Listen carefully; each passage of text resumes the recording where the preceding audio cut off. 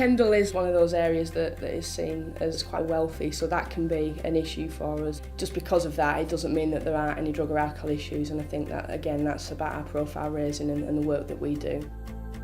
The most important part really of their step to recovery is the choices that we can offer them.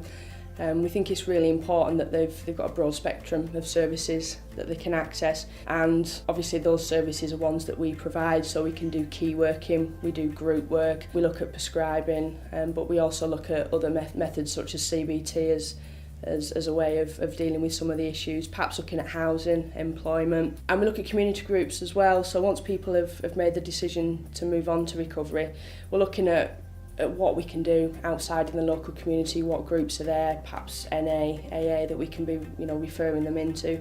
We don't want to keep people in treatment for longer than they need to be. So basically at day one we're recovery care planning and we're looking at what options are available to them outside of the services.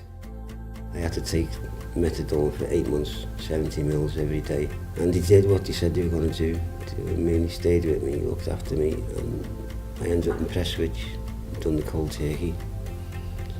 And a year down the line I was clean. I was on the blink then of being clean, but being homeless. So I come and see Mike again and said, look, I'm struggling, I'm stuck. And that's when Mike said it'd be have a word with Stonham and go and explain your situation. Stonham itself offers single adults who are homeless accommodation for up to 2 years, and what we do is we try to put a support package together for complex needs and issues depending on what they come to us with. Obviously Frank was an ex-addict. What's good about Unity is that our clients are not coerced into attending any appointment. It's all voluntary. And we feel that that's really important because that's them taking a responsibility for their leading up to their independent living, which hopefully that's where we're leading them to.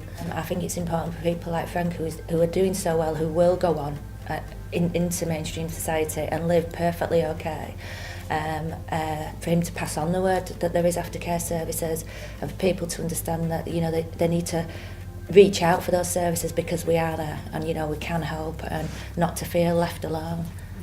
It's like where Unity stops, you need something to carry on, and Stonham, for me, carried on. So we aim that people who are coming into treatment will meet up with people who've successfully worked through the process and are building on their own recovery capital.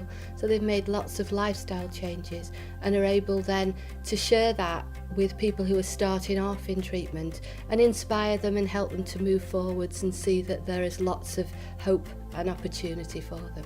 Ultimately, it's about feeling as though you're part of the bigger community and feeling that you have something valuable to offer to others. Basically, I'd hit rock bottom and that was it. Rock bottom is when you can't function whatsoever without alcohol at all.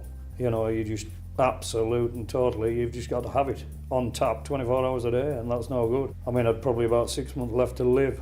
But I had previously had 2 detoxes, being forced by family members, which didn't work because it wasn't off my own bat.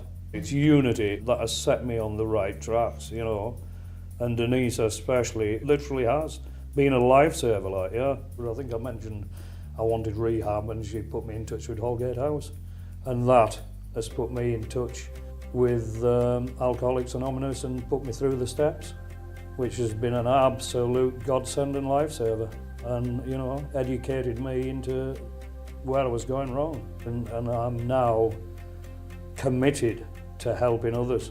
Every alcoholic or drug addict believes they can do it themselves, which is totally wrong. You can't.